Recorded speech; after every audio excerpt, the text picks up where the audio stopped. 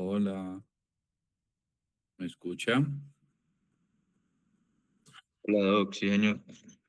¿Cómo están? ¿Cómo van? Hola, Doc, bien, gracias. ¿Todo bien? Regáleme por favor un segundito que tengo problemas técnicos. Como que ahora sí.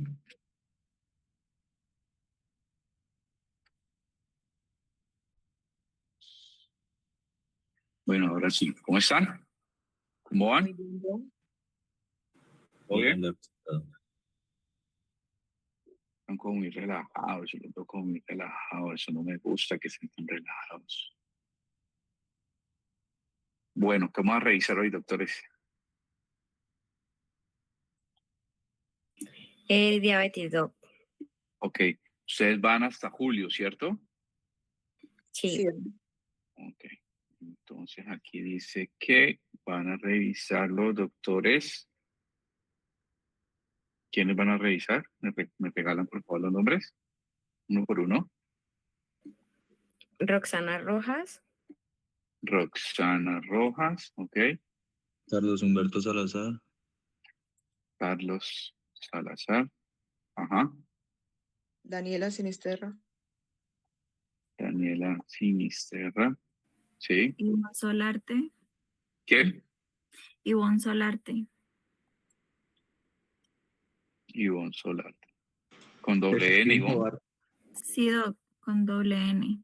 Ivonne Solarte, ajá. ¿Quién más? Steven Tobar, Villota, Steven con S con o E al con E. comienzo, Con E, ok. V o V grande. V, Steven, ¿qué? Tobar, con B grande, Ok. Tobar con B grande. Siempre la sí, he hecho señor. con B pequeña, ok. Y George Villota, George, sí, Villota. sí, Doc. Ok. Bueno, mis doctores, cuando quieran, quiero. Arranquen pues. Encienda la cámara el que vaya a hablar para yo, pues, como poder identificarlo, ¿vale? ¿Listo? Quien vaya a hablar, encienda la cámara, por favor.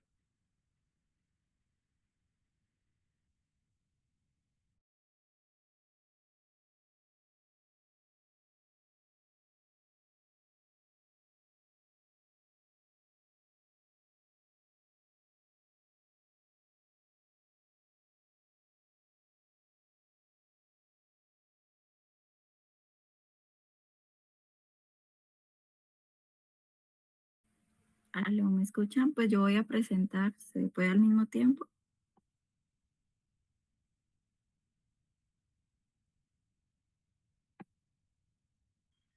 Doctora, no le Aló. entendí. ¿Qué? ¿Que usted va a ¿Ahí qué? se escucha?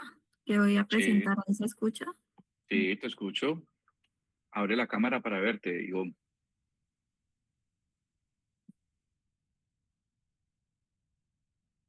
Ahí ya.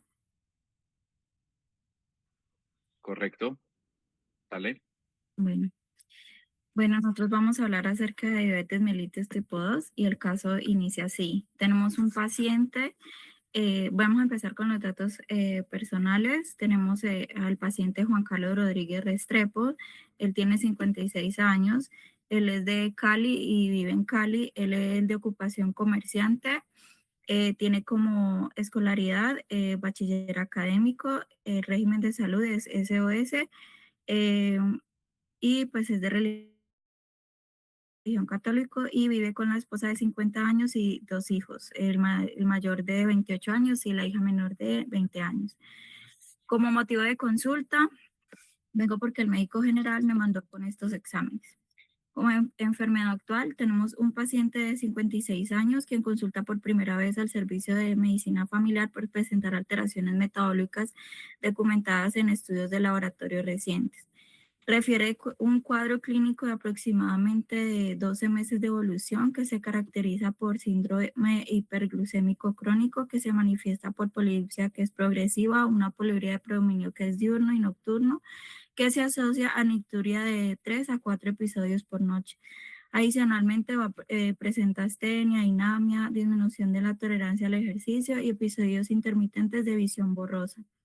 Durante los últimos 6 meses ha presentado pérdida ponderal no intencionada de aproximadamente 4 kilos, sin cambios significativos en los hábitos alimentarios o en el nivel de actividad física. Dice que hace aproximadamente 4 meses refiere parestesias distales simétricas en ambos pies, predominantemente que son nocturnas, y se asocia a disestesias urentes ocasionales. Refiere disfunción eréctil de aproximadamente 1 año de evolución que se caracteriza por incapacidad persistente para lograr y mantener una erección suficiente para una actividad sexual satisfactoria. Niega disminución de la libido, secreción uretral, hematuria o síntomas del tracto urinario inferior. Aporta resultados de laboratorio que se realizados el 1 de junio del 2026 y evidencian una glucemia plasmática en ayunas de 168 miligramos por decilitros, una hemoglobina glicosilada de 8.4%, una creatinina sérica de 1.1, una tasa de filtración glomerular estimada de 85 mililitros por minuto con 1.73 metros cuadrados. Una relación albúmina-creatinina urinaria 85 miligramos sobre gramos, un colesterol LDL de 142, un HDL de 32 y triglicéridos de 260. Como antecedentes personales, pusimos los positivos, patológicos, hipertensión hace 8 años, farmacológicos, losartán de 50 miligramos cada 12 horas, hidroclorotiazida de 12.5 miligramos cada 24 horas. Como hábitos, realiza poca actividad física y no participa en ejercicio de forma regular. Refiere a alimentación desbalanceada con consumo frecuente de productos de panadería, frituras y alimentos procesados. Duerme entre 7 a 8 horas por noche. Toxicológicos, cigarrillos durante 20 años, 2 cajetillas por día con un IPA de 40. Hace 5 años dejó de fumar. Alcohol social, 4 cervezas cada 4 semanas, no llega al estado de embriaguez y no consumo de sustancias psicoactivas. En los antecedentes familiares tenemos que el padre presentó diabetes tipo 2 y enfermedad renal crónica y ya falleció. Y la madre con infarto agudo de miocardio y ya falleció. En cuanto a la revisión por sistemas, lo positivo tenemos que en la parte general el paciente presenta fatiga, pérdida de peso involuntaria, en piel y faneras, piel seca, en miembros inferiores, en los ojos visión borrosa, tenemos en geniturinario poliuria, nicturia, disfunción eréctil y en neurológico parestesias en miembros inferiores, sensación urente ocasional.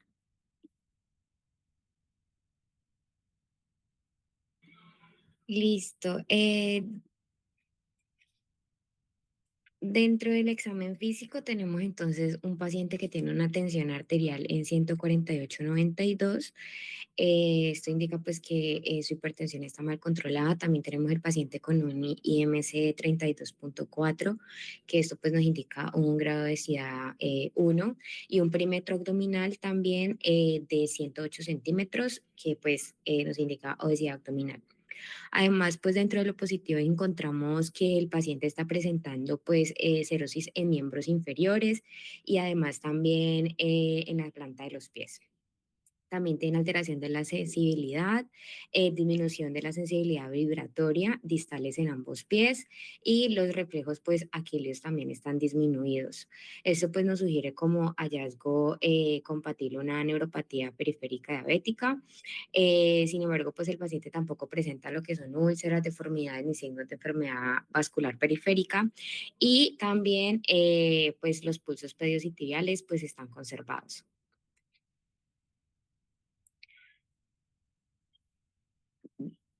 Bueno, dentro de los laboratorios, que pues ya lo mencionó Iván anteriormente, tenemos el paciente entonces con una glicemia que está en ayunas en 168, una hemoglobina glicada que está en 8.4, pues que está alta, también igual que la glicemia en ayunas, que esto nos indica pues claramente que está cursando por una diabetes. Dentro del uroanálisis entonces encontramos que todo está normal, excepción pues de que está presentando una glucosuria. Y dentro del perfil lipídico, entonces tenemos que el paciente está pues con un colesterol total pues elevado en 228, un LDL que está en 142, un HDL que está en 32, 32, sí, y unos triglicéridos que están en 260 que también están elevados. Entonces, pues esto nos indica pues también que es compatible pues a una dislipidemia. Y dentro de la función renal tenemos la creatinina en 1.1, un BUN de 18, una tasa de filtración de 85 y pues la función renal pues dentro del paciente está conservada, pues no hay como una evidencia de otra enfermedad pues renal. Y el homograma como tal pues está también dentro de los parámetros normales.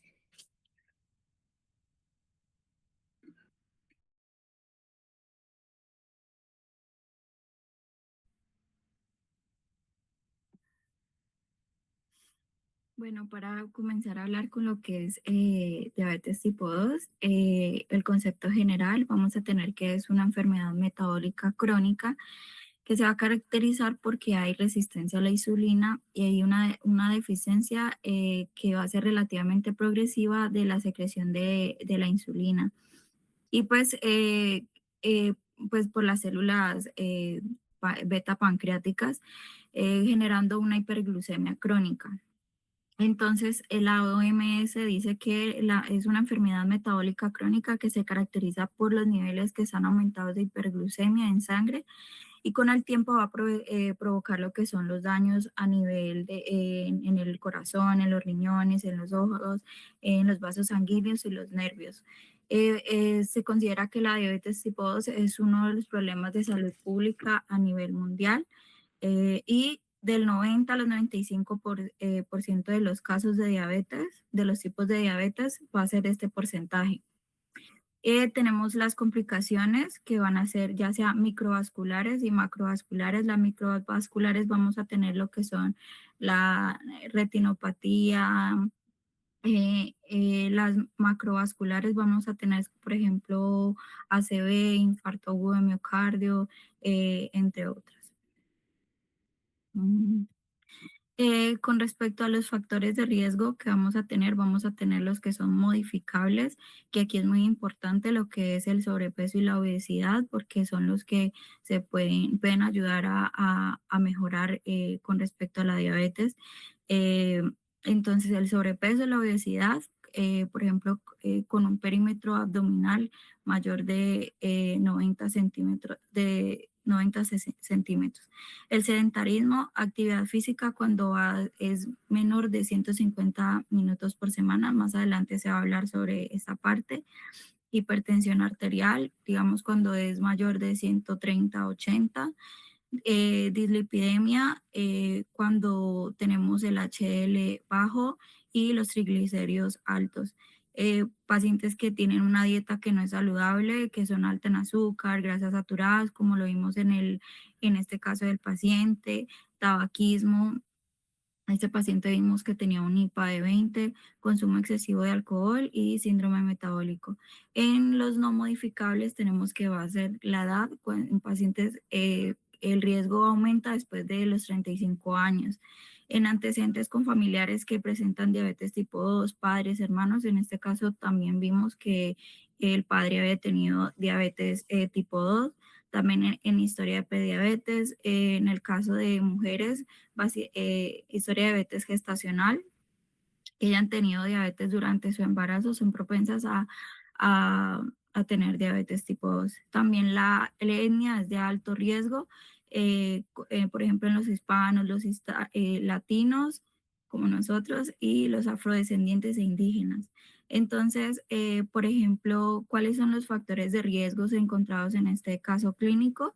Vimos que el paciente tiene una obesidad de grado 1. Vamos a ver, acá vimos que el peso es de 96 kilogramos con un IMC de 32.4. Entonces está en obesidad grado 1. el sedentario, presenta hipertensión, las cifras tensionales estaban por encima de 130/80. Ay, perdón, ¿qué? ¿Dónde está? Tenemos que la tensión arterial la tiene en 148/90. Y antecedente familiar de diabetes, el padre tenía diabetes y dislipidemia. El HDL lo tenía en 32 y los triglicéridos en 260.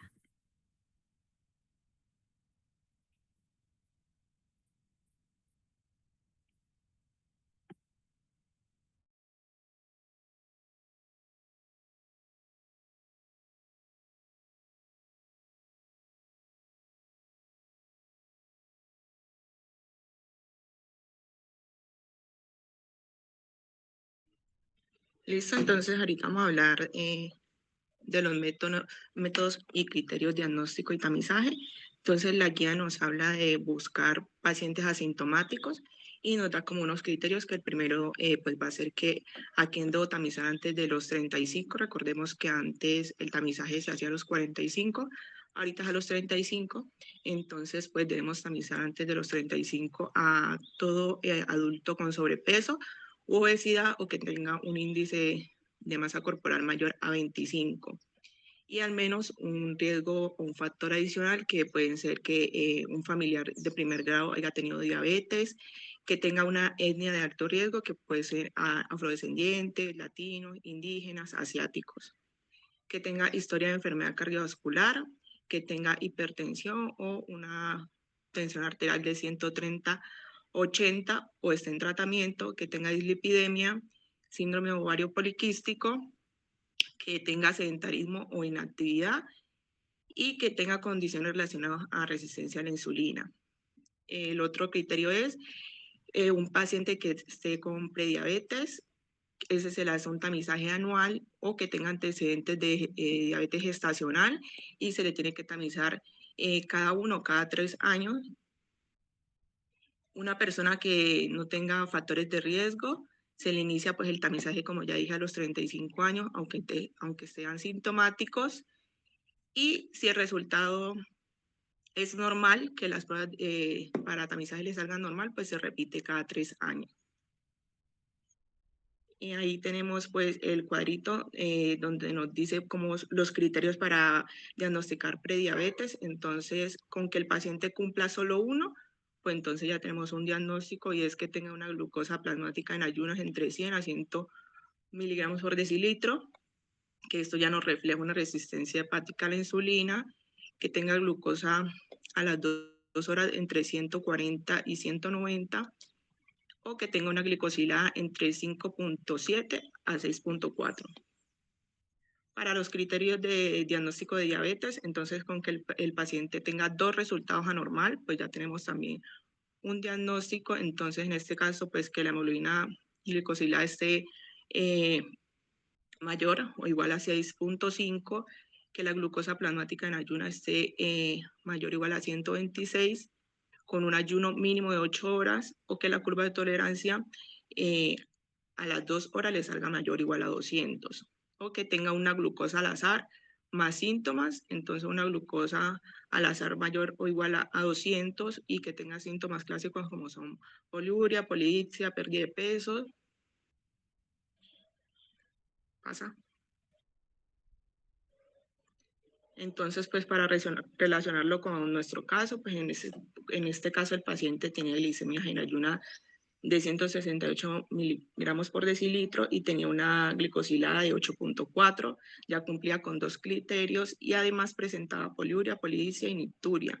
Por lo tanto, pues se confirma el diagnóstico de diabetes mellitus tipo 2.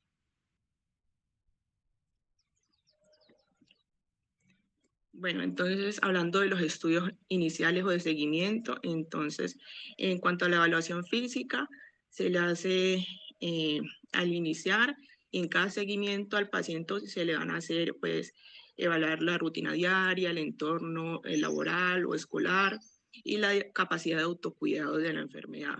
Se le va a hacer también en cada seguimiento, se le va a hacer peso, talla, índice de masa corporal, se le va a seguir la presión arterial, se le va a hacer examen de fondo de ojo al iniciar o al diagnosticar la enfermedad y anual.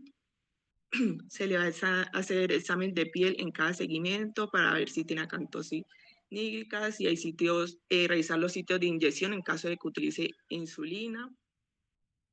Y se le va a hacer examen completo de piel al iniciar el diagnóstico y anualmente. Se le va a revisar la temperatura, sensibilidad, todo ese tipo de cosas.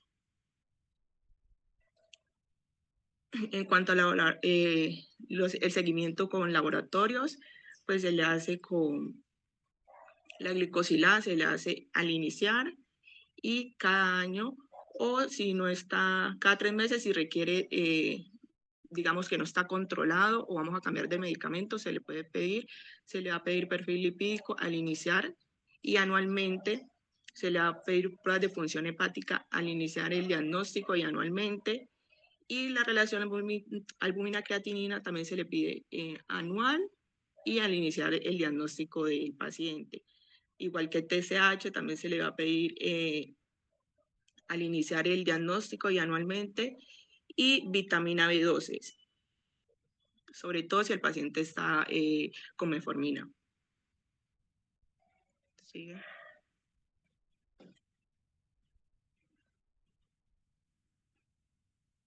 Bueno, ya hablando sobre las metas del tratamiento, como control general, pues vamos a tener el control glucémico general, prevención de las complicaciones microvasculares y macrovasculares, la reducción de la mortalidad y mejora de la calidad de vida y promoción de hábitos de vida saludables, como el tema del ejercicio, de comer de manera más saludable, comer vegetales y no comida tan grasosa ni fritos. La puedes pasar eso. Para las metas del tratamiento, pues según la ADA, la American Diabetes Association, la hemoglobina glicosilada tiene que estar por debajo del 7%, aunque en otras revistas dice que es menor al 6.5%, pero pues eso es lo que se dice la ADA. En metas cardiovasculares, pues la presión arterial tenerla por debajo de 130/80, si es seguro alcanzarla, claro. El LDL, colesterol, por debajo de 70 miligramos por decilitro, en alto riesgo cardiovascular, y menor a 55 miligramos por decilitro en muy alto riesgo.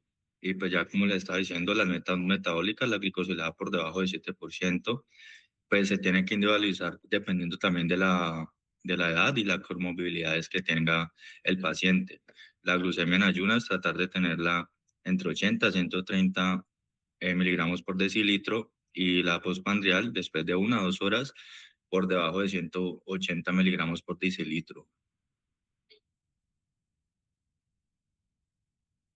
El plan de alimentación saludable, que sería el tratamiento no farmacológico, e individualizar una dieta según las necesidades y preferencias también. Aumentar el consumo de verduras, frutas, legumbres y granos integrales, que en este caso pues hay ciertas verduras que son las que más se utilizan, los colombianos pues para comer, que eso pues entre relativamente no llena, entonces pues no hay saciedad, entonces se puede mandar a comer brócoli, que da más saciedad, berenjena también, entre otras verduras pues que van a cumplir pues para la saciedad del paciente y que no coma de más. Aumentar pues también las legumbres y los granos integrales, limitar los azúcares, bebidas azucaradas, alimentos ultraprocesados, y controlar también las porciones y distribución de los carbohidratos. Seguimos siguiendo con el tratamiento no farmacológico, el tema de la actividad física, que se quiere que se hagan más de 150 minutos por semana de ejercicio aeróbico moderado, ejercicios de resistencia entre 2 a 3 veces por semana, y disminuir el tiempo de sedentario, aunque pues se puede comenzar de una manera pues como más progresiva, sin necesidad pues de ser como tan agresivos con el tema del ejercicio diario semanal.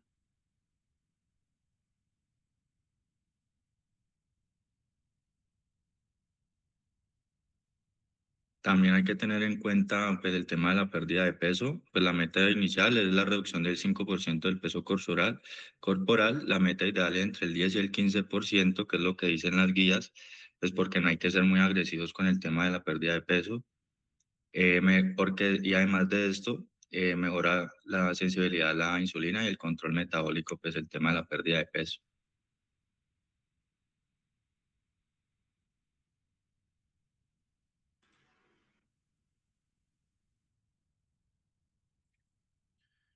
Bueno, ahora hablando de lo que es el tratamiento farmacológico, hay que tener muy presente que esto incluye todo lo que viene siendo el tratamiento no farmacológico, es la base fundamental. Aparte de eso, la ADA también menciona que el manejo de la diabetes no depende estrictamente del control glicémico, sino principalmente de las comorbilidades que tenga el paciente. Entonces, la ADA lo que hace es encasillar tres comorbilidades grandes o principales, como la enfermedad cardiovascular, la falla cardíaca, junto con la enfermedad renal crónica y la obesidad. Entonces, cuando hablamos de enfermedad cardiovascular, hablamos de los análogos de la GLP-1 y el SLGT2, que son como los fundamentales para el tratamiento en la enfermedad cardiovascular. Hay que tener en cuenta que hay que exceptuar uno, como es la lixisenatine y la ertuglifosina. No se deben utilizar en la enfermedad cardiovascular o en los pacientes con diabetes. En la falla cardíaca o en la enfermedad renal crónica también aparecen los ISLGT2, principalmente en lo que viene siendo la FEBI reducida y la FEBI preservada. Y los GLP-1 en FEBI preservada, pero con pacientes sintomáticos. Asimismo, hablando de la obesidad, hablan de que el uso debe ser los análogos de la GLP-1 y la semaglutide, que es un nuevo medicamento descrito pues, por la ADA mediante el estudio ESSENCE. También cabe aclarar que todo paciente ya diagnosticado con diabetes se le debe suministrar una antihiperglucemia antioral como la metformina. ¿Dale? Ahora, la hemoglobina glicosilada pues, de este paciente es de 8.4, ¿sí? Entonces, de acuerdo con la enfermedad actual, con los factores de riesgo, las comorbilidades que presentaba el paciente en el caso clínico y con lo que se acaba de mencionar en la primera diapositiva del manejo farmacológico, ustedes, ¿qué hipoglucemia antioral optaría por formular de entrada? Una persona que responda ahí.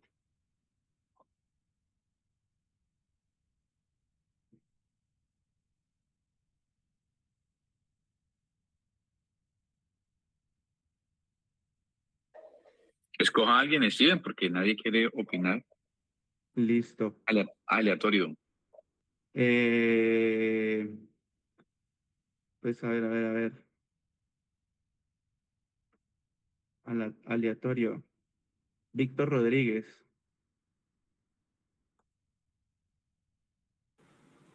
Pues podría ser semaglutide. Ajá. ¿Cuál otro? El de primera línea. Metformina. Muy bien, Salomé, la metformina. Listo, dale. Pero entonces, ¿la van a dar terapia combinada o Ya semaglutide hablamos de la solo o terapia combinada más metformina adelante. solo? Ah, ok. Ujú. Bueno, también la ADA nos hace unas recomendaciones y es que los pacientes con diabetes, mellitus tipo 2 y enfermedad renal crónica en estadio avanzado, lo que se refiere para el manejo son los GLP-1. ¿Por qué? Porque los EGLT2 no se pueden usar si el paciente debuta con una tasa de filtración glomerular igual o menor a 20. Ahora, aquí hay que tener en cuenta algo, y es que si el paciente antes de llegar a esta tasa de filtración glomerular ya está utilizando los LSGT2, se puede dejar. Lo que no se puede hacer con esa tasa de filtración es iniciarlos. Ahora, los pacientes con diabetes mellitus tipo 2, pues que tengan obesidad y falla cardíaca preservada sintomática, se puede considerar o se recomienda el uso de lo que viene siendo la semaglutide. ¿sí? Principalmente porque esto me va a ayudar a generar un control sintomático y disminución de eventos relacionados pues con la falla cardíaca.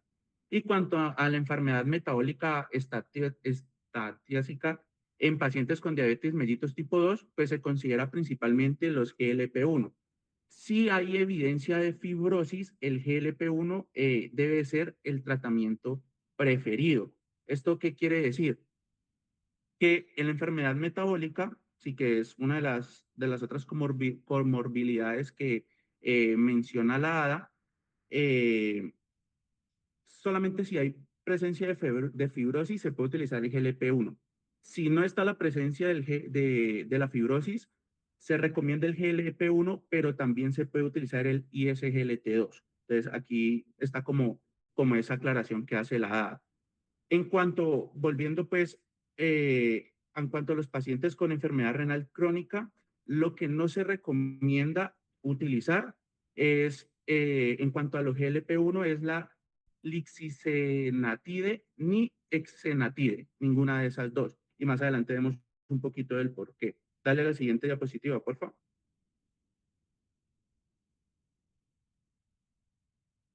Bueno, aquí tenemos el algoritmo de la ADA, donde nos habla de qué es lo que debemos hacer nosotros cuando nos llega pues un paciente o diagnosticamos inicialmente en consulta un paciente con diabetes mellitus tipo 2. Entonces, claramente lo primero que nosotros debemos hacer es acompañar el manejo del tratamiento de este paciente, iniciarlo con el tratamiento no farmacológico y posteriormente esto acompañarlo con el farmacológico. ¿Listo? Lo primero es, yo como médico me voy a preguntar, bueno, ¿tiene enfermedad aterosclerótica establecida o tiene un alto riesgo cardiovascular o tiene alguna de las comorbilidades anteriormente mencionadas?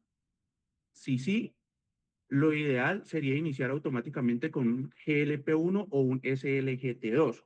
Si no, puedo iniciar yo simplemente con la metformina, también teniendo en cuenta, perdón, lo que viene siendo el nivel de la glicada, en qué tanto porcentaje esté.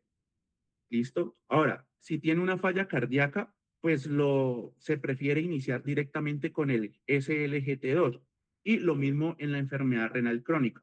Entonces, si ustedes ven el algoritmo, no sé si ven bueno, no creo.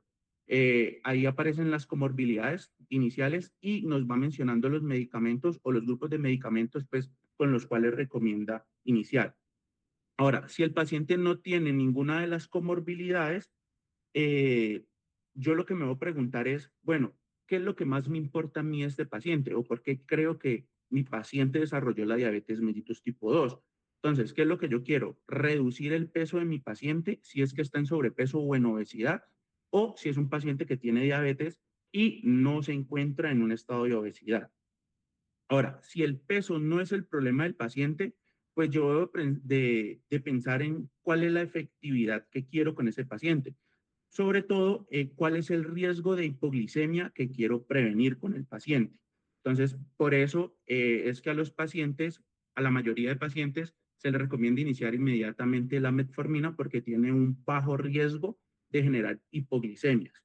¿Listo? Entonces, la ADA también dice que actualmente, pues, todos los pacientes con diabetes mellitus tipo 2 deben de tener o un SGLT2 o un GLP-1, o inclusive la combinación de los dos, si este tiene un beneficio a nivel cardiovascular. ¿Esto qué quiere decir? Que cuando los pacientes sufren de enfermedades cardíacas y tienen diabetes mellitus, lo recomendado es hacer esa terapia dual, un ISGLT2 con un GLP-1. ¿Listo? Dale. Bueno, ahora hablando un poco de la insulinización, ¿sí? A un paciente que nos llega a consulta, se recomienda iniciar la insulinización si nos llega con una glicada mayor o igual al 10%, automáticamente yo inicio con insulinas. O si por el contrario, tiene una glicemia mayor a 300. ¿Listo? Entonces, en este tipo de pacientes siempre se recomienda preferir un GLP-1, es decir, si es la primera consulta y llega con la glicada igual o mayor al 10%, inicio la insulinización y aparte de eso también le mando un oral, que en este caso sería el GLP-1. ¿Listo? Entonces aquí hablamos de, se considera la terapia dual, que es la que venía mencionando. También hay que recordar que si el paciente ya viene con esos con los medicamentos orales y yo le voy a iniciar la insulina, que yo le inicie la insulina no es un criterio para yo retirarle los medicamentos orales. ¿Listo? Ese considerar está como muy difícil, ¿no? Señor. Ese considerar está como muy difícil. Ah, sí. Ok, dale pues. ¿Listo? Bueno. En los pacientes con insulinización se recomienda o se prefiere pues lo que viene siendo los análogos de segunda generación. Y aquí pues lo que se hace es manejar, iniciar la insulina inicialmente basal, porque me va a generar un menor riesgo de hipoglicemias nocturnas que los de la primera generación. Por eso se prefieren los de segunda generación. ¿Listo? Y la insulina preprandial o los prandiales, pues no tienen por estudios claridad de superioridad si los de primera o los de segunda generación. Entonces la A recomienda que se puede utilizar cualquiera de los dos. ¿Listo? Dale.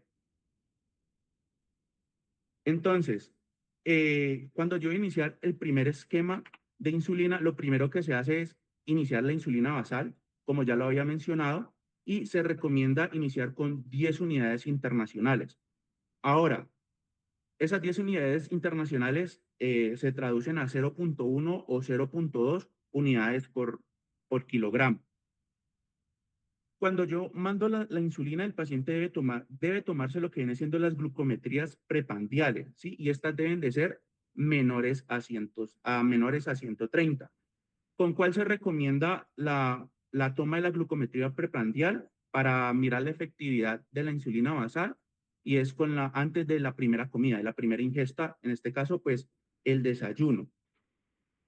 Ahora, si después de 2 o 3 días de haber iniciado la insulina, esa glucometría preprandial no alcanza la meta de 130, hay que subirle a la insulina y se le sube 2 unidades a la basal. ¿Qué quiere decir? Que ejemplo, inició con 12, 3 días posteriores no alcanzó la meta de 130 en las glucometrías, pues se le sube 2 unidades más, o sea, que quedaría en 12 unidades. Y así se va repitiendo el proceso hasta que tenga el control, que por lo general se envía el control a 3 meses, y o ya tenga pues la regularización de las glucometrías en 130.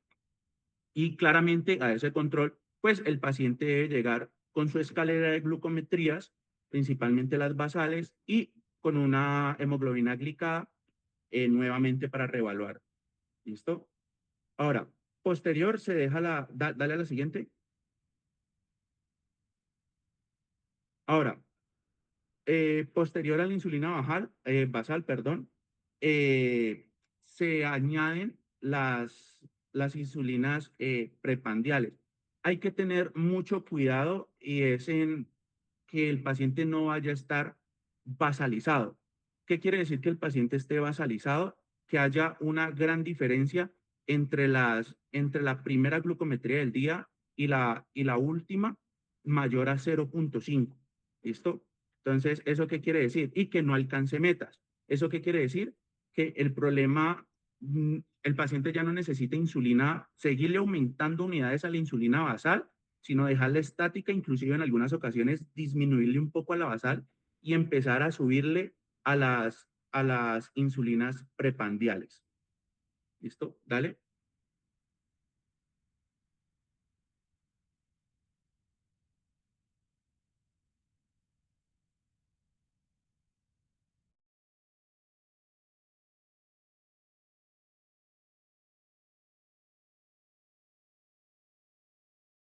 Bueno, ahora vamos a hablar sobre las complicaciones pues, de la diabetes mellitus tipo 2 y dentro de esas está la nefropatía diabética, ok, ya. La nefropatía diabética técnicamente pues es una complicación microvascular crónica de la diabetes y es causada precisamente pues porque por la exposición prolongada pues a una hiperglicemia. Se caracteriza pues porque causa pues un daño a nivel del glomérulo y aparte de eso pues conduce como a una albuminuria pues persistente y eso conlleva pues a que haya una disminución de la tasa de filtración glomerular y un aumento también del riesgo de enfermedad pues renal crónica, de enfermedades cardiovasculares y aumenta pues la mortalidad en el paciente. Se considera pues una de las principales causas de enfermedad renal en muchos países y según la ADA pues la enfermedad de nefropatía diabética se sospechan pacientes con diabetes que presentan albuminuria persistente mayor a 30 miligramos sobre gramos en relación albúmina creatinina urinaria y con una tasa de filtración menor de 60 mililitros sobre minuto sobre 1,73 metros cuadrados. Las alteraciones pues deben de presentarse durante al menos 3 meses para establecer pues una enfermedad renal crónica. A todo esto, pues hay que tener en cuenta que hay como la clasificación y la clasificación que utilizamos es la clasificación de CAIGO y ahí nos va a dar como el grado de albuminura que tenga el paciente y también el estadio pues de la enfermedad renal que tenga el paciente. Entonces, tener en cuenta pues dos cosas importantes que sería pues la confirmación de la albúmina, de la albuminuria, que esto no debe técnicamente diagnosticarse como una única muestra, sino que pues debería de hacerse pues de 2 a 3 muestras positivas en lo que venía diciendo anteriormente en un periodo de 3 a 6 meses. Y también es importante pues que la albuminuria pueda aumentar pues transitoriamente pues por otros factores como el ejercicio, las infecciones, la fiebre, la insuficiencia cardíaca, también está la hipertensión severa. Y otra cosa supremamente importante es que también se debe sospechar pues otras causas de enfermedad renal. Entonces, no toda albuminuria pues a un diabético corresponde técnicamente a lo que es nefropatía diabética. Entonces, lo podemos encontrar también pues en hallazgos patológicos como lo son el síndrome nefrótico, la hematura, el sedimento urinario activo, el descenso rápido de la tasa de filtración, en la ausencia de la retinopatía pues de enfermedad renal avanzada y la hipertensión pues refractaria. Entonces tenemos, yo creo que le puedes dar siguiente. Entonces tenemos esta aplicación al caso, o sea, tenemos que el paciente pues presenta una albuminuria moderadamente aumentada, entonces eso quiere decir que están a 2 con la escala que vimos anteriormente de CAIGO y con una tasa de filtración conservada que está pues en G2.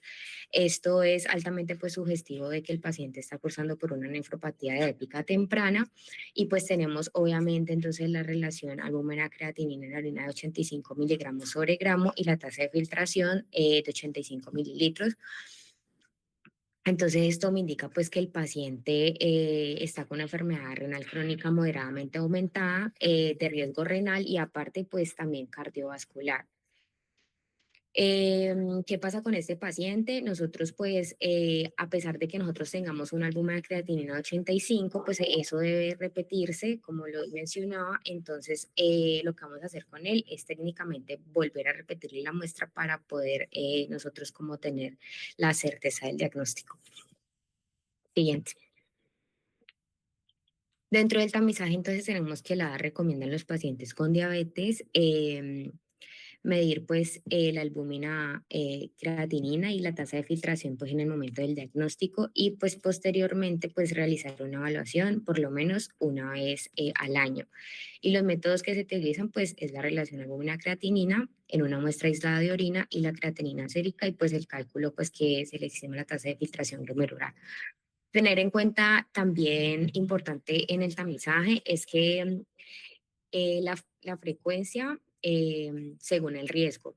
Si el paciente presenta, por ejemplo, albuminuria, disminución de la tasa o ambos riesgos, pues la evaluación puede realizarse de 3 a cada 6 meses y no solamente pues a nivel anual.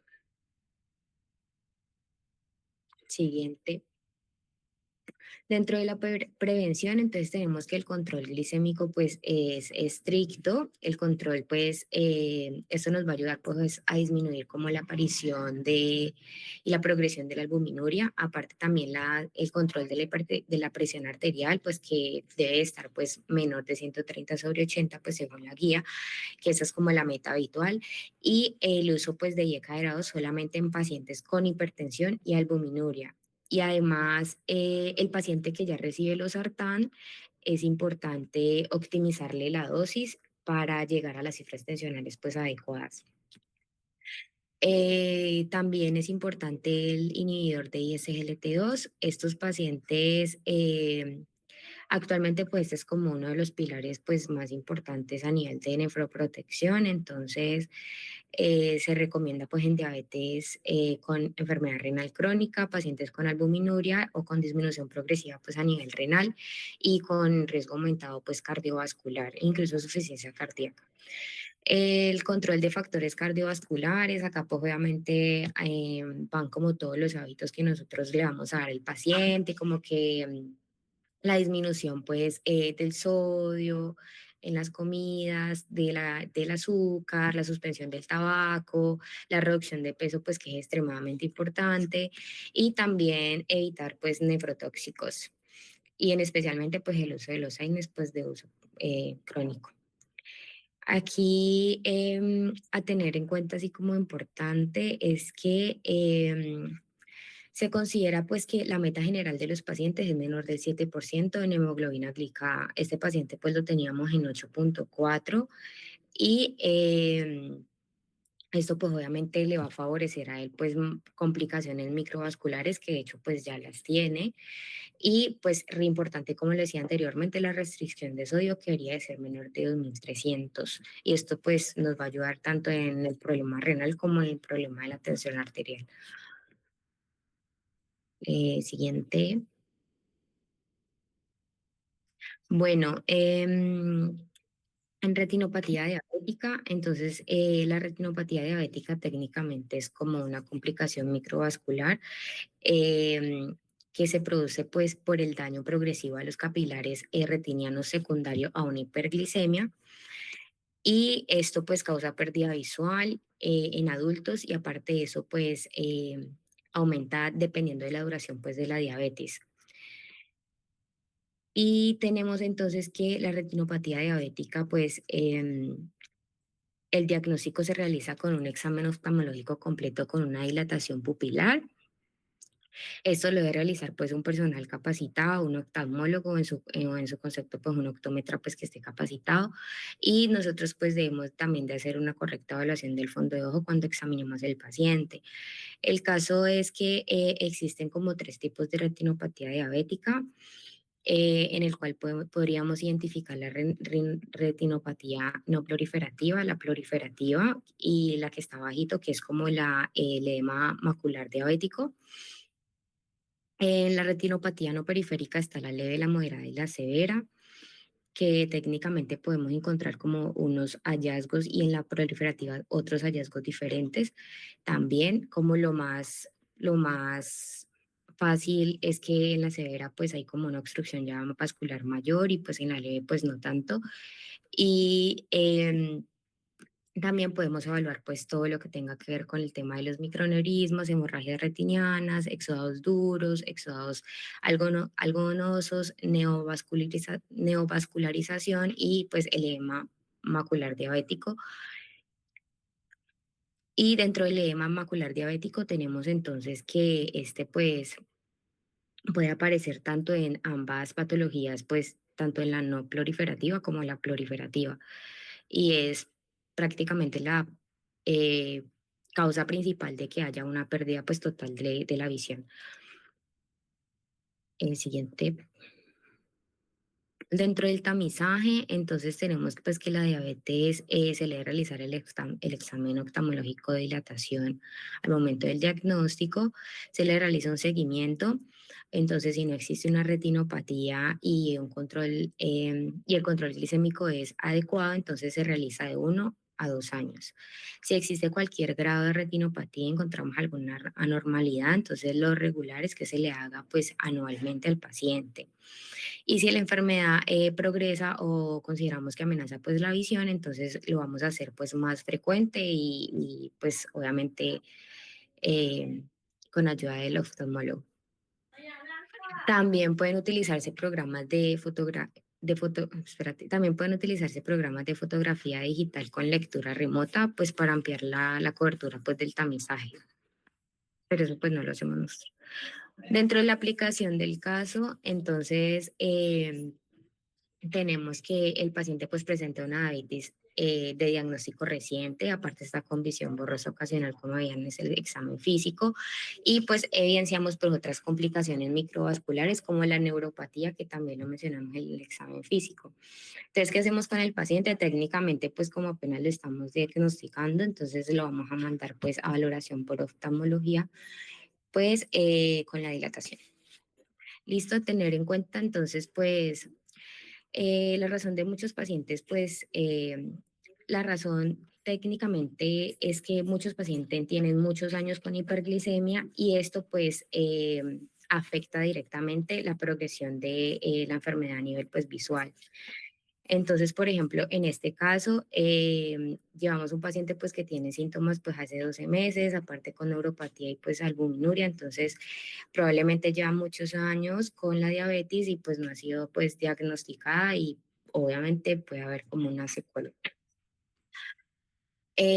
Importante y que lo dice la guía es que, por ejemplo, en el embarazo, aunque no pues no aplica directamente el caso, se suele preguntar directamente como al especialista, ¿no? O sea, las mujeres con diabetes preexistente deben de realizarse sí o sí valoración oftalmológica antes del embarazo en el primer trimestre y se le hace seguimiento durante la gestación. Dentro de la prevención,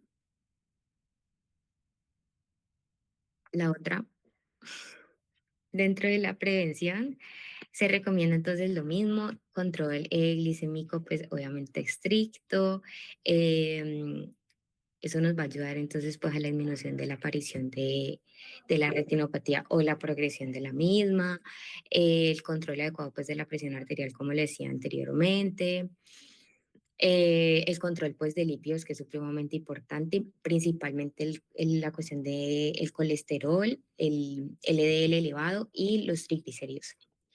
Y en este paciente pues podemos evidenciar que pues él tenía un L en 142 y unos triglicéridos en 260. Y pues la dislipidemia está directamente asociado a que hayan en el fondo de ojo patrones como exudados retinianos y también macular. El tamizaje de oftalmológico periódico que permite pues obviamente que identifiquemos pues precozmente pues la pérdida visual y el tratamiento pues oportuno de formas como avanzadas, por ejemplo existen la fotocoagulación láser, las inyecciones intravítreas, la vitrectomía en casos pues muy seleccionados. Siguiente. Entonces, como le decía anteriormente, entonces la aplicación al caso, pues técnicamente el paciente pues está cursando por su dislipidemia, lo que requiere pues estatinas pues de alta intensidad y pues la suspensión pues del tabaquismo que es supremamente importante porque el paciente había dicho que dejó de fumar hace 5 años, sin embargo contaba con un IPA del 40%, entonces tiene un riesgo cardiovascular residual que pues es elevado y pues la abstinencia debería mantenerse pues en el tiempo y más pues en el paciente que ya tiene como una complicación microvascular establecida. Dentro de, pues, de la conclusión en general es que pues el paciente estaba cursando por una nefropatía pues temprana, aparte de la neuropatía pues diabética y aparte pues tiene un alto riesgo de una retinopatía pues diabética también. Y así como en términos generales, lo más importante como a tener en cuenta sería como que la intervención pues con mayor impacto en estos pacientes, tanto en la progresión como de la nefropatía como de la retinopatía, debe ser el control pues de la glicemia y el control de la presión arterial con el manejo de riesgos cardiovasculares en términos generales. Y pues obviamente acceder a todas las medidas preventivas pues para reducir todas las complicaciones microvasculares pues de la diabetes en los pacientes.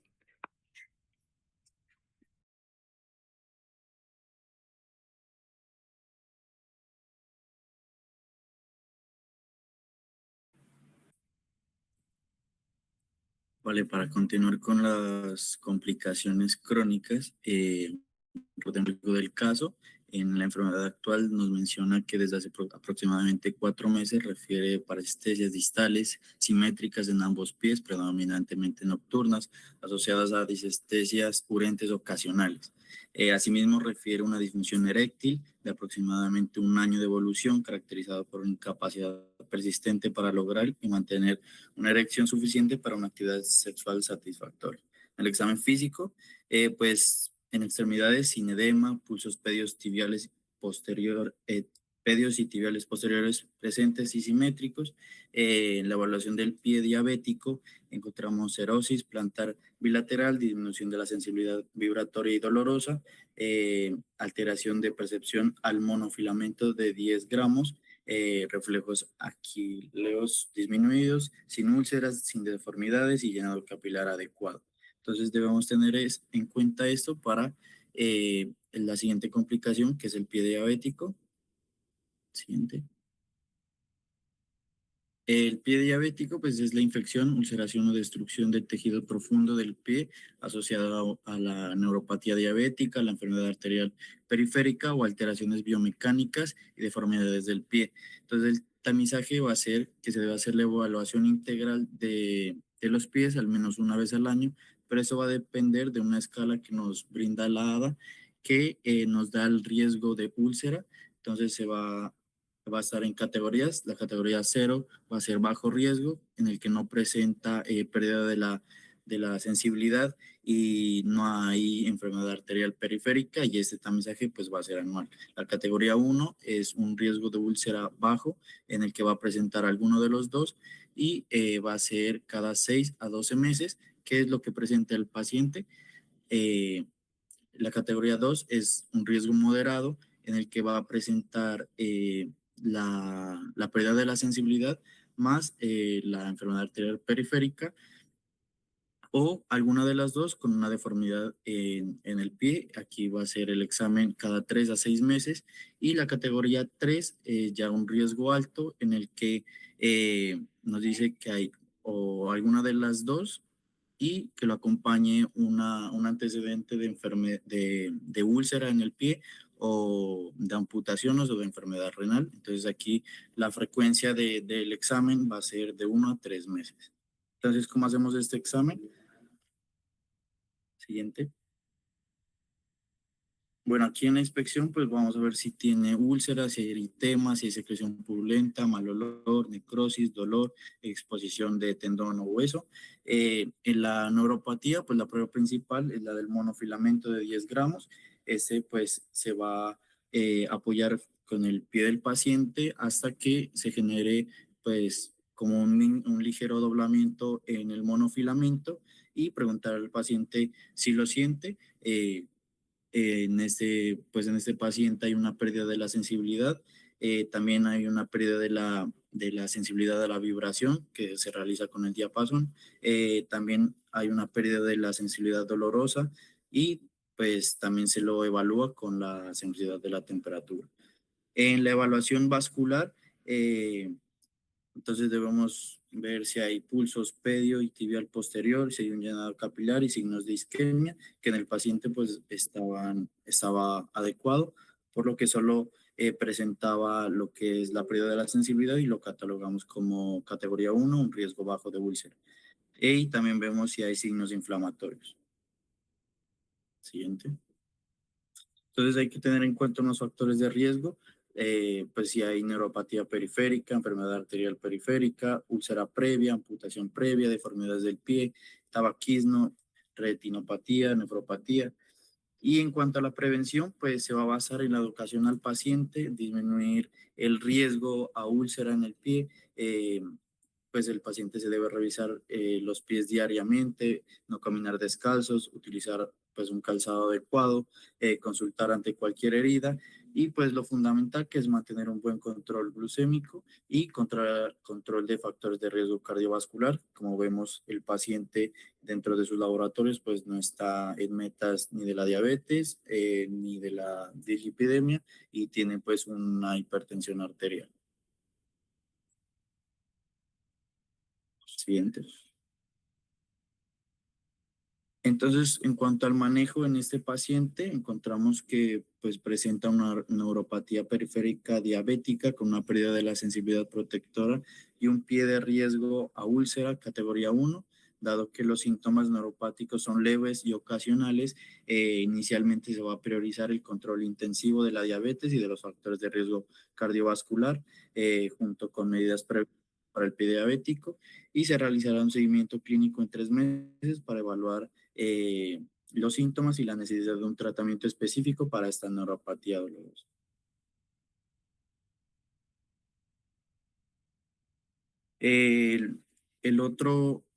La otra complicación es la disfunción eréctil. Aquí la ADA recomienda a los hombres con diabetes o prediabetes se les pregunte sobre la salud sexual, si tienen una disminución de la libido, problemas para lograr la erección, problemas para mantener la erección. La ADA menciona que la disfunción eréctil puede ser un predictor de eventos cardiovasculares futuros, es decir, un hombre diabético puede consultar por la disfunción eréctil y puede estar manifestando una enfermedad vascular antes de presentar pues, un infarto o una ACV. Siguiente.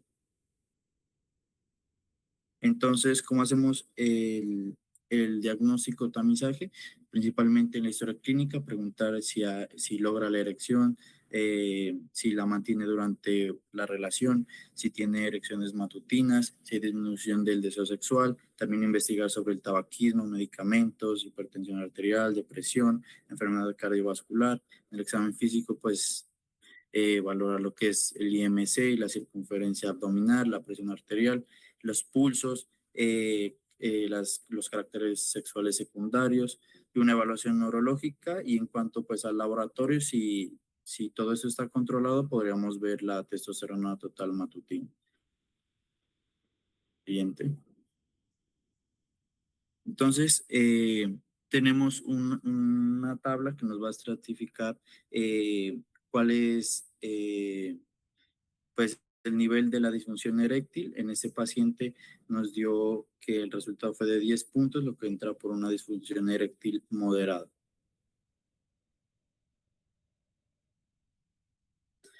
Para la prevención, pues principalmente lo que ya habíamos mencionado, tener un buen control glucémico, un buen control de la hipertensión arterial, de la dislipidemia, pues los hábitos del ejercicio, la pérdida de peso, la suspensión del tabaquismo, la reducción de factores del riesgo cardiovascular.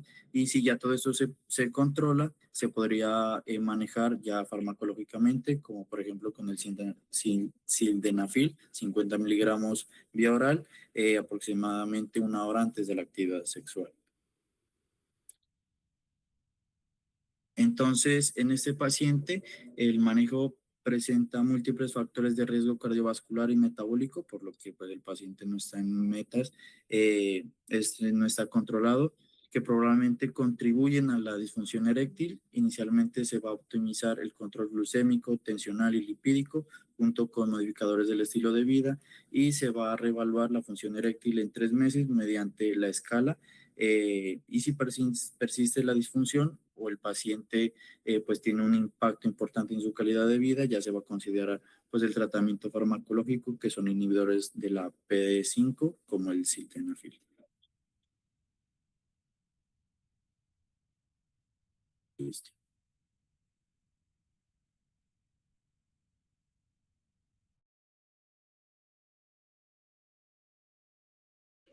¿Listo? Bueno, alguien que por favor haga un resumen de qué es lo que van a hacer con este paciente, cómo lo van a manejar.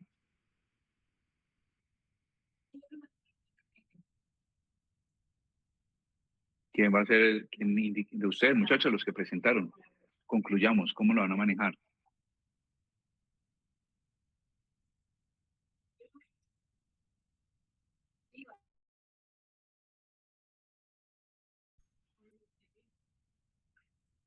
pero no todos a la vez. Después le vamos a mandar estatinas. También le vamos... Pero a mí hábleme con datos, o sea, le vamos a mandar tanto por tanto, el objetivo es tanto.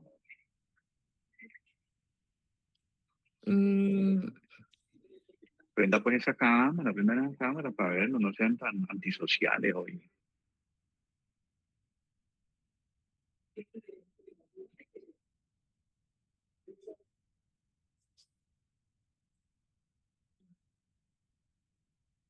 George, Stevens, ¿qué más? No. Roxana. Él tenía una glicosilada de 8.4. Entonces, lo ideal es, se le puede mandar según pues, la ADA, las guías de la ADA, iniciar tratamiento con metformina, ¿sí? Ajá. Se puede enviar 850 miligramos, una cada 24 horas. Pues la guía dice que la metformina puede reducir hasta 1.5 en el porcentaje de la hemoglobina glicada y se le puede acompañar de un GLP-1, pues como ¿Qué opinan el tratamiento resto? inicial. Steven dice que inicial, le estamos apenas haciendo el diagnóstico, ¿no? Entonces inicial le vamos a mandar terapia combinada de una vez. ¿Qué opina usted, George? Ahora nos pasamos con el resto, George. Tranquilo que ya vamos con el resto del auditorio. Pues priorizando los cambios en el estilo de vida y porque pues ya se estaría hablando de una... Listo, también, cambio en estilo de vida. Eso, en todo lo que usted diga en estas revisiones, cambios de estilo de vida, con eso le pega. Listo, ok. Pero ¿qué? La pregunta es puntual. ¿Terapia combinada, sí o no? ¿Y por qué? Sí, porque ya estamos hablando de que tiene complicaciones como una neuropatía diabética. Entonces, Eso, ya es un paciente con complicaciones, pero además con un riesgo cardiovascular bajito, es un riesgo cardiovascular moderado. Sin calculárselo, pues. Es un riesgo cardiovascular moderado. O sea que ya está indicado arrancar terapia combinada de entrada, terapia combinada. Sin pena ni gloria. George, vos hablaste del pie diabético. ¿Cuál es el tamizaje para el pie diabético, además de la revisión de la sensibilidad? El pie diabético es una patología que se compone de enfermedad arterial y enfermedad nerviosa periférica. Entonces, ¿cuáles son los tamizajes que yo debo hacer en el consultorio en un paciente para hacer un diagnóstico temprano de un posible pie diabético? pues principalmente con el monofilamento. Ahí ¿Listo? podemos evaluar la neuropatía, también con el diapasón, pues ver también la sensibilidad vibratoria, o ya evaluar una pues, enfermedad arterial periférica, evaluando los pulsos, el llenado capilar o si hay signos de isquemia. Ok, ¿qué podemos hacer en la cabecera del paciente? Cuando digo cabecera es en el consultorio, para acercarnos a una enfermedad arterial.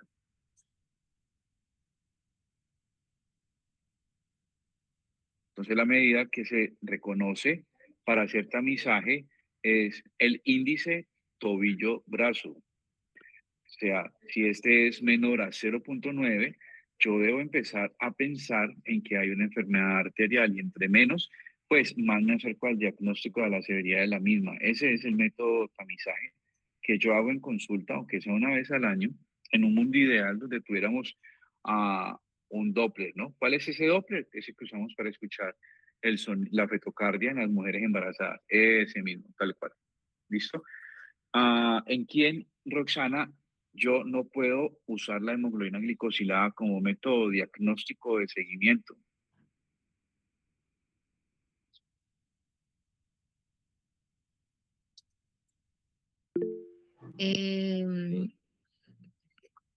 Pues, bueno, la hemoglobina glicada no se usa en pacientes que están cursando por anemia o que tengan una hemorragia. El paciente con hemoglobinopatía, ¿cierto? Que tenga un síndrome anémico que haya sido transfundido en los últimos 90 días. En las embarazadas.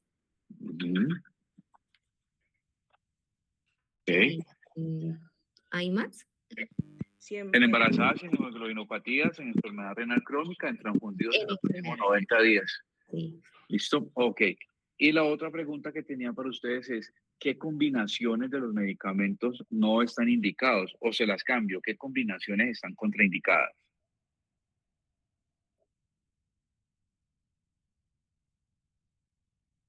Hágale pues, Ivonne.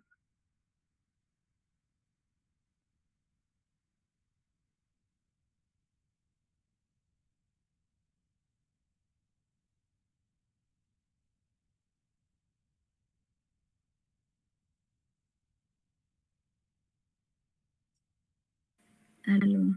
Yo, Combinaciones. sí, combinaciones.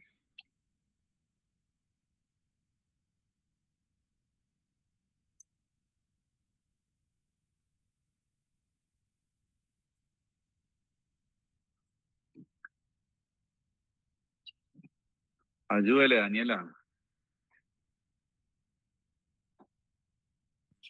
Pues tenía entendido que no se pueden combinar a agonistas de la LP1 con inhibidores de la DPP4.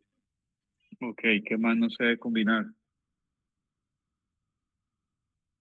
Dos juntos, ¿Cómo? dos agonistas de LP1 juntos. No, pues eso es de lógica, ¿no? O sea, yo no leo dos agonistas de la GLP-1 juntos, obvio que no. No combino EPP4 con agonistas de la GLP-1. Listo, ¿qué otro no debo combinar? Ivonne.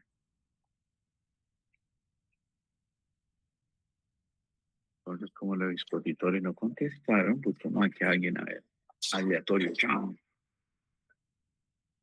No, Víctor, ya le preguntaron. Chacón.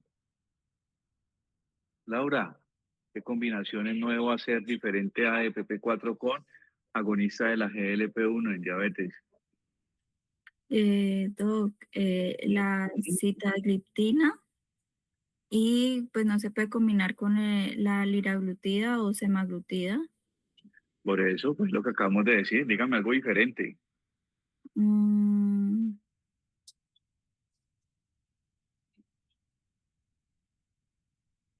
Rengifo. Ah, bueno, para hacer un quiz de esto, ¿sí? ¿Ok? Devin, la misma pregunta.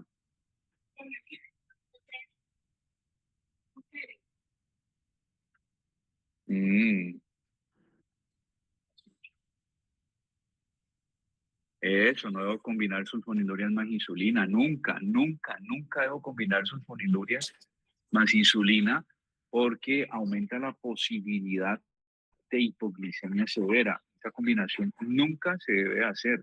¿Listo? No debo combinar glibenclamida con ninguna de las insulinas. Con respecto al manejo de las insulinas, pues uno usualmente, la guía le dice que para efectos prácticos arranque con 10 unidades de las basales, sin suspender los antidiabéticos orales, excepto la glibenclamida que no se debe dar con insulina. La recomendación al insulinizar o antes de insulinizar es tratar de tomar una decisión en conjunto con el paciente, no de forma arbitraria, sino en conjunto con el paciente para que haya buena adherencia o por lo menos haya adherencia. La guía recomienda antes de empezar con insulina, si no hay riesgo, si la hemoglobina glicosilada no está muy alta, es decir, si está en 10 o en 11, por ejemplo, como máximo, probar como primera línea un agonista de la GLP-1 si este no se ha iniciado antes de empezar la insulinización. La dosis recomendada es entre 0.2 unidades por kilo hasta 0.5. Uno usualmente arranca de 0.2 y va titulando. Realmente no hay una evidencia así grandísima que indique pues que es eficaz o eficiente las preprandiales, pero dependiendo de la evolución del paciente, uno en ocasiones, por no decir casi siempre, al final de la evolución de la enfermedad se ve obligado a suplementar también preprandiales. Arranca uno las preprandiales en la hora del día o en la comida del día, en donde más carga de hiperglicemia haya, y en ese momento inicia las preprandiales, que usualmente son las análogas de las insulinas. No quiero que hable mucho llenes insulinas, realmente es muy básico el manejo. Con respecto a la prevención, pues para eso hacemos los exámenes. ¿Cuál sería la diferencia entre una retinopatía proliferativa y una retinopatía diabética no proliferativa? Al examen físico, ¿cuál es la diferencia para yo hacer el diagnóstico? Pues en la proliferativa Ujú. hay hemorragia vítrea, Y en, neovascularización. y en la no proliferativa también puede haber hemorragia. ¿Cuál es la diferencia Ok, entonces? pero en la no proliferativa hay exudados y microneurismas. Ujú. Y en la proliferativa también los puede haber. Entonces, ¿en qué cambia? ¿Cuál es la diferencia? Ponga la diapositiva donde está la retinopatía, por favor.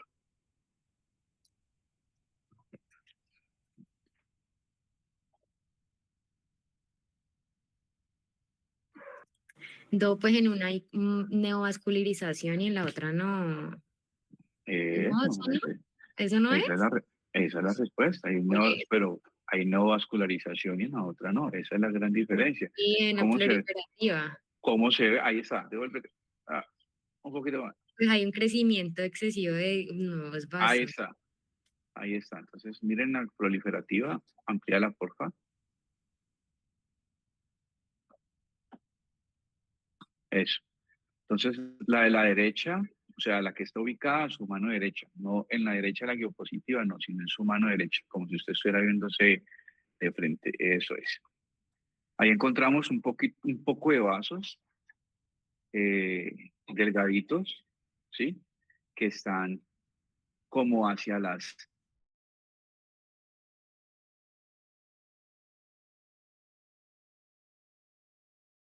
vasos proliferativos. Esos vasos de pequeño calibre son de poca capacitancia y son los que sangran con mucha facilidad y generan hemorragia retiniana severa, ¿sí? Eso es una retinopatía proliferativa. En el lado izquierdo suyo vamos a encontrar una no proliferativa, como su nombre lo dice. Ah, es que la tiene marcadita. No vemos neovasos, no vemos vasos chiquitos formados, si hay gran exudados, incluso la mácula y puede haber papiledema, ¿sí? La diferencia básicamente es la presencia o no de pequeños vasos. Se complica más las proliferativas, obviamente, por el sangrado retiniano, que aumenta la posibilidad de desprendimiento de la retina. ¿Listo? Bueno, ¿tienen preguntas, dudas? Doc, yo tengo una pregunta. Señor.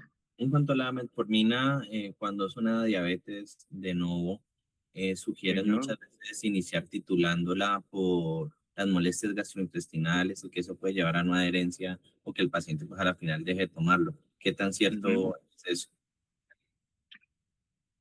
Realmente la mayoría de personas, independientemente de la dosis, va a hacer efectos secundarios con la metformina, sobre todo si no son de unos laboratorios responsables, pero la guía insiste, la metformina es un medicamento que tiene un efecto pleiotrópico.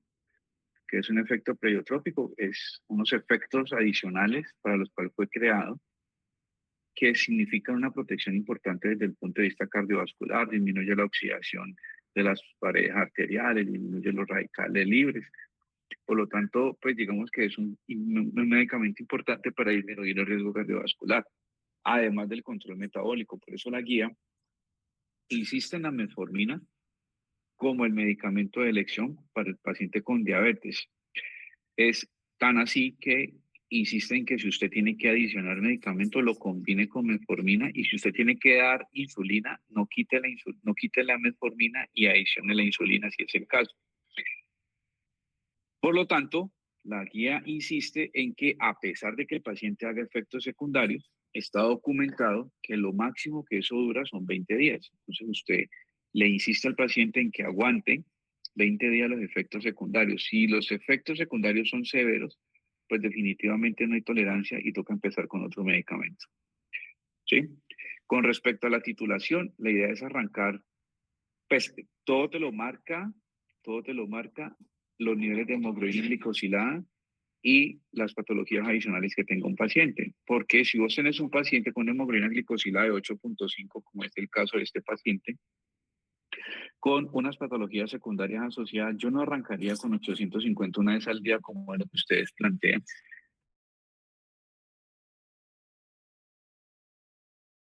Lo más cercano a la dosis tope, que son 2.000 miligramos. Arrancaría con 850 cada 12 horas.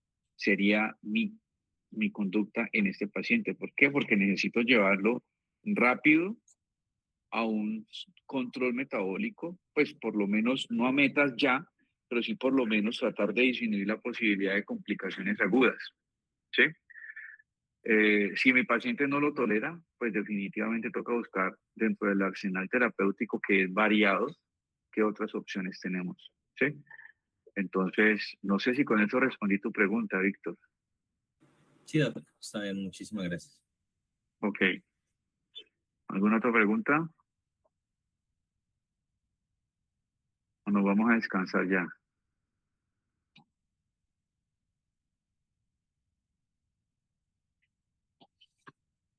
A descansar, todo. Sí, está muy cansada Roxana, pobrecita. Ok, doctores. Entonces, si no hay más preguntas, la dejamos ahí. Nos vemos mañana a las 7 de la mañana en San Juan con los que tengamos consulta programada. ¿Listo? Muchas gracias.